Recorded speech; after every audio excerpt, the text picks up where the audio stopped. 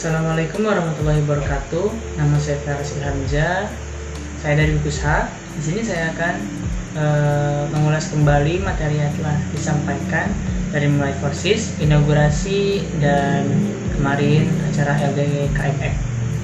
Langsung masuk ke materi yang pertama, yaitu ke Isma Farsian. Tujuan Isma Farsi. Isma Farsi sendiri memiliki panjangan Ikatan Senat Mahasiswa Farmasi Seluruh Indonesia, yang dimana ini adalah organisasi mahasiswa yang terbentuk konfederasi, terdiri dari lembaga-lembaga kemahasiswaan dari institusi farmasi di Indonesia, dan merupakan organisasi intra-universitas yang berbasis keprofesian, bertujuan untuk menyatukan opini dan ajang silaturahmi mahasiswa farmasi. Kemudian sejarah Isma Farsi.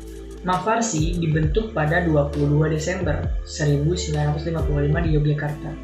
Lalu terpilihlah Purnomo Singgih dari Universitas Gadjah Mada dan Midian Sirait dari Institut Teknologi Bandung sebagai ketua. Dan sekjen pertama Isma Farsi yaitu Cecep Saiful Rohman dipilih di Munas kelima di Bukit Tinggi Padang.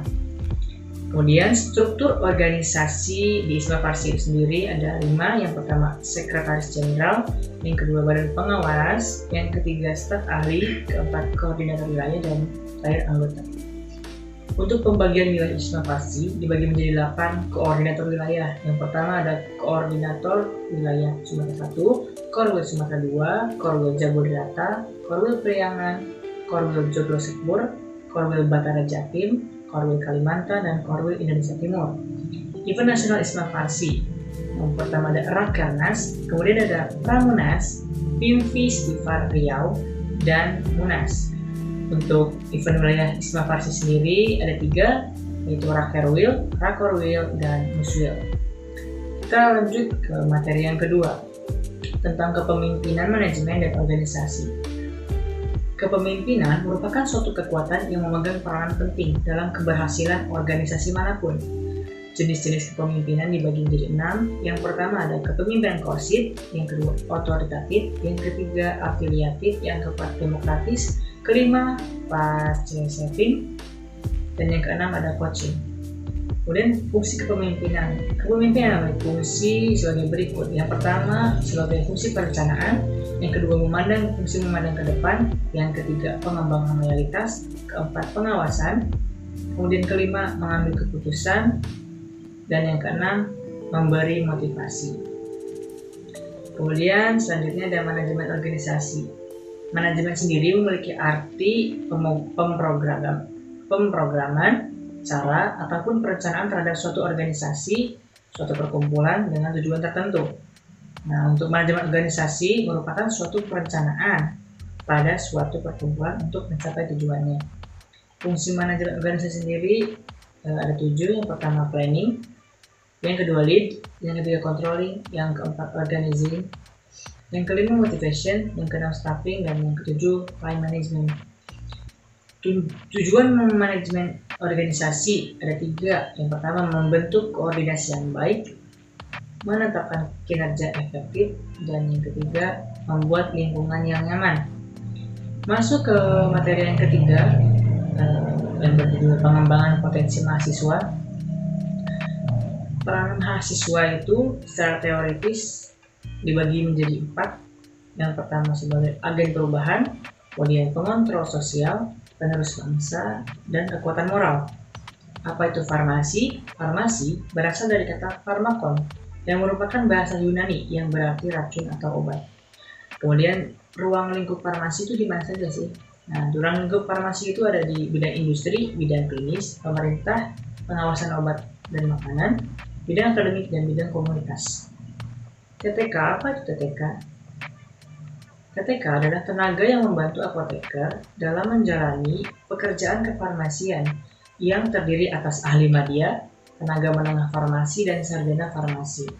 Apoteker, apa itu apoteker? Apoteker adalah sarjana farmasi yang telah lulus profesi apoteker dan telah mengucapkan sumpah jabatan. Kemudian untuk alur pendidikan keprofesian apoteker itu 4 tahun untuk program S1 farmasi dan 1 tahun untuk program profesi apoteker. Kemudian masuk ke materi yang keempat tentang teknik persidangan Isma Farsi.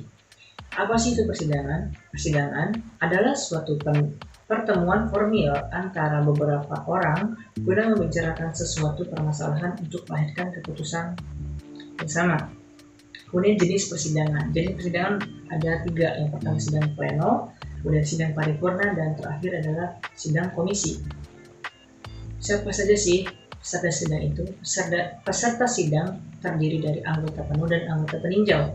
Kemudian untuk pemimpin sidang dibagi menjadi 3. Yang pertama presidium 1, presidium 2, dan presidium 3.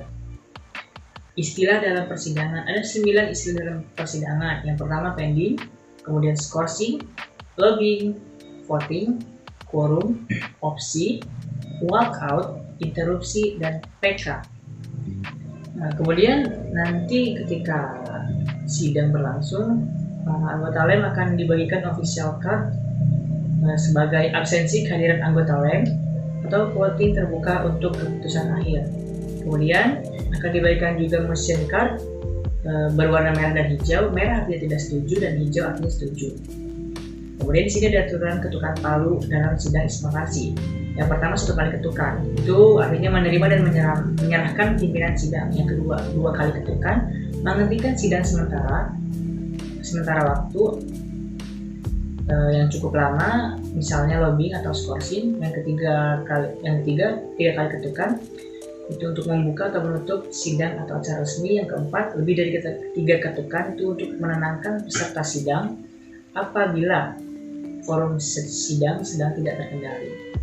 Masuk ke materi yang kelima tentang 10 Steps of Pharmacist. Tugas dan fungsi seorang farmasis adalah menjadi sarana pekerjaan kefarmasian, membuat dan memperbaharui standar operasional prosedur, dan sebagai distributor yang profesional.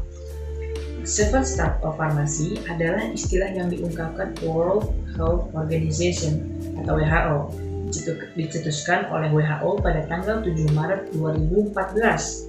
Kemudian menjadi 9 Steps of Pharmacy dan sekarang menjadi 10 Steps of Pharmacy. Nah, apa saja sih 10 Steps of Pharmacy itu? Yang pertama itu caregiver, yang kedua decision maker, yang ketiga sebagai komunikator, yang keempat manager, yang kelima leader, yang keenam lifelong learner, yang ketujuh teacher, yang kedelapan researcher, yang kesembilan entrepreneur, dan yang terakhir agent of positive change. Kemudian masuk materi yang terakhir tentang IPSF dan SFP. Apa itu IPSF? IPSF adalah organisasi advokasi internasional terkemuka untuk mahasiswa farmasi, mempromosikan peningkatan kesehatan masyarakat melalui penyediaan informasi, pendidikan, jaringan, dan berbagai publikasi dan inisiatif profesional. Sejarah IPSF. IPSF adalah organisasi kemahasiswaan internasional pertama di dunia, dibentuk di London tahun 1949 yang terdiri dari 8 negara. IPSF membawahi 350.000 lebih mahasiswa dan sarjana farmasi di 88 negara. Dan kesekretariatannya berada di The Hague, Belanda, tergabung dengan kantor FIP. Kemudian allied organization dari IPSF sendiri yaitu WHO, IFPMA, UN, UNESCO, A4HP, dan FIP. Nah, kemudian IPSF dan Isma Farsi. Nah, Isma Farsi menjadi full member di IPSF tahun 2007 pada World Congress ke-53 di Taiwan. Isma Farsi memiliki hak suara penuh di IPSF dan aktif berpartisipasi dalam kegiatan IPSF. Kemudian yang terakhir ada Students Exchange Program atau SEP, program kerja terbesar dari IPSF yang telah diikuti oleh lebih dari 1.000 mahasiswa dari 65 negara di seluruh dunia. Kemudian untuk pelaksanaan SEP itu ada 2 periode. Yang pertama periode winter atau musim dingin, itu antara bulan November sampai Maret. Kemudian ada summer, musim panas, antara bulan Juni sampai September. Dan pelaksanaan SFP sendiri meliputi industri, hospital, research, dan community. Mungkin hanya segitu saja yang dapat saya sampaikan. Kurang lebihnya mohon maaf. Assalamualaikum warahmatullahi wabarakatuh.